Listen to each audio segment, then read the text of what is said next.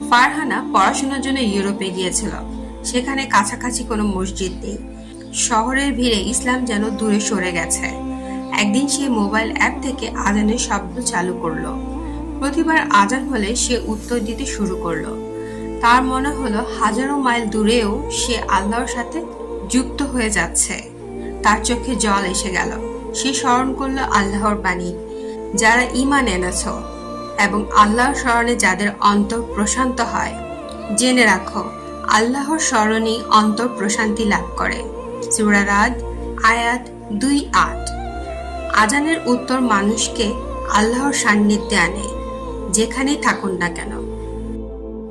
ভিডিওটি যদি ভালো লেগে থাকে তবে লাইক করুন, যাতে আপনার ভালোবাসা পৌঁছে যায় আল্লাহর দ্বীনের বার্তায়।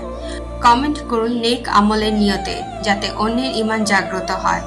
আর শেয়ার করুন সওয়াবের অংশীদার হতে, কারণ জ্ঞান ছড়ানো একটি ইবাদত। তাই লাইক করে সমর্থন দিন, কমেন্ট করে আপনার মতামত জানান, আর শেয়ার করে অন্যদের উপকারে আসুন ইনশাআল্লাহ।